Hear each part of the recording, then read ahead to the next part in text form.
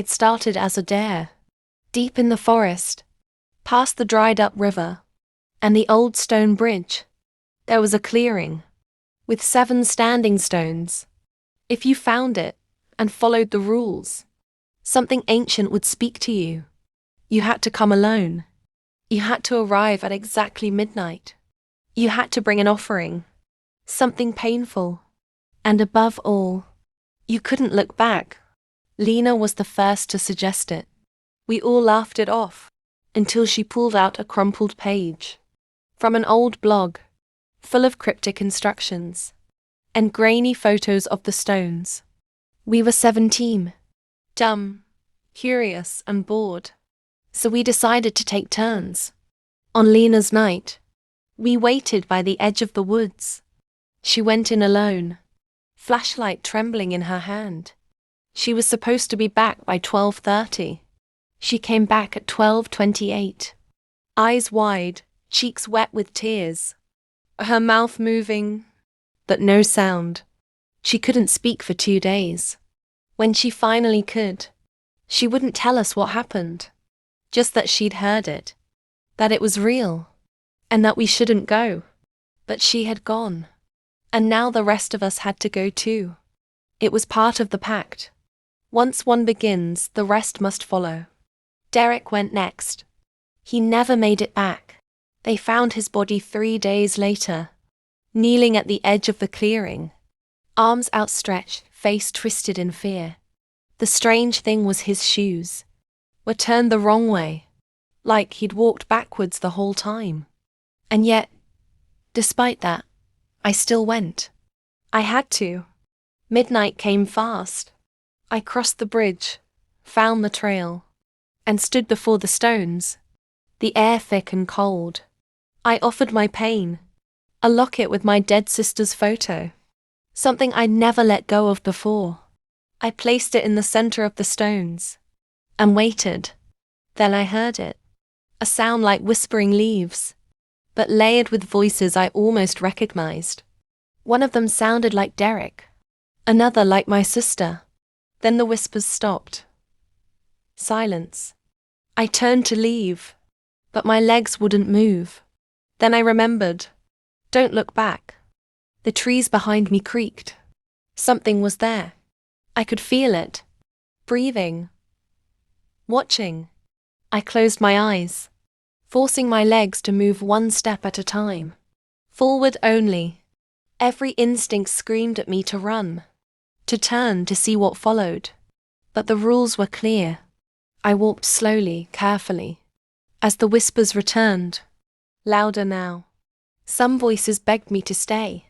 Others screamed my name, furious. Then I heard her. My sister. Ellie, she whispered, from just behind my ear.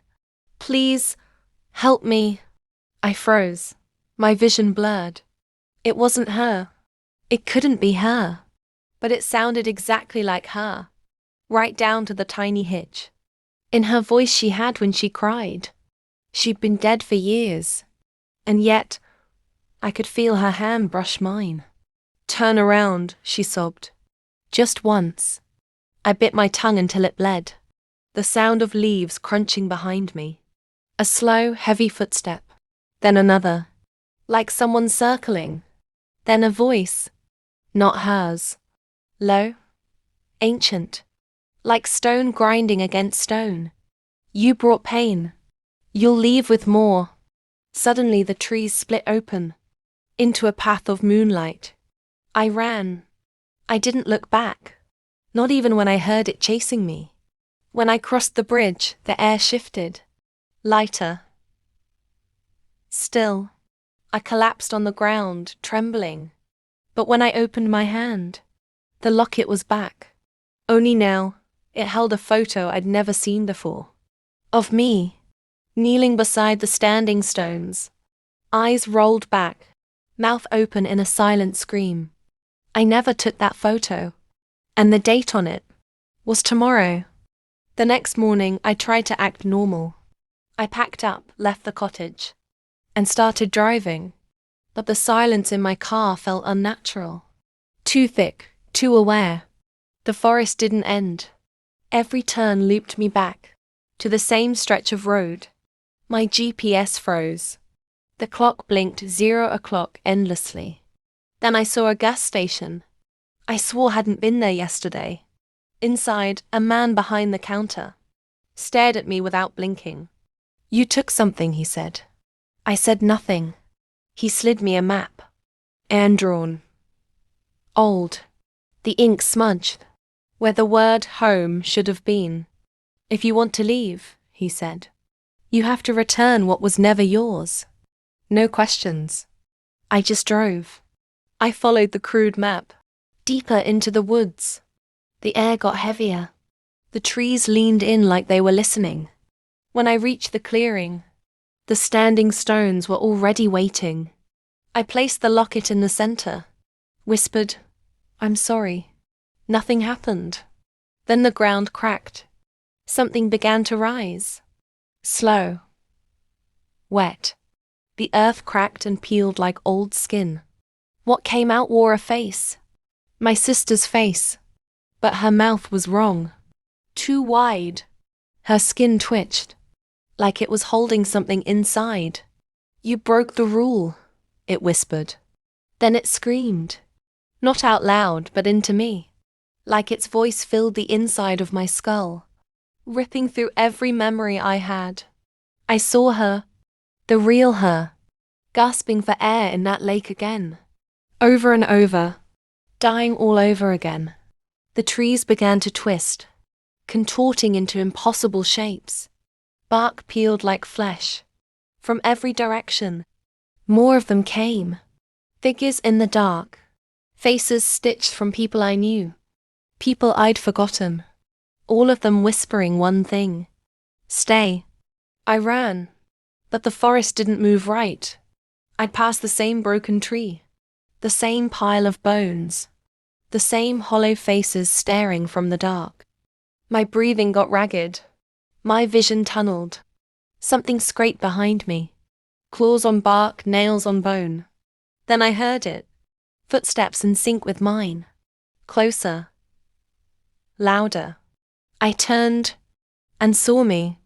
An exact copy. Same eyes, same clothes. But its smile was open too wide.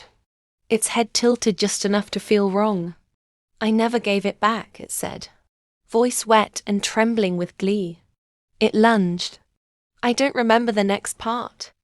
I only remember waking up in my car, parked in front of my apartment. No sign of the woods. The locket gone. I thought maybe I imagined everything. Until midnight, when the photo on my wall changed. It was the same photo from the locket. Me and my sister by the lake. Only now I was missing. The next night, my reflection didn't blink. The night after, my voice on a video call didn't match my lips. Every night since, I feel something closer. Something wearing my skin, getting braver. Waiting for me to break another rule. Waiting to take my place. And last night, I almost let it.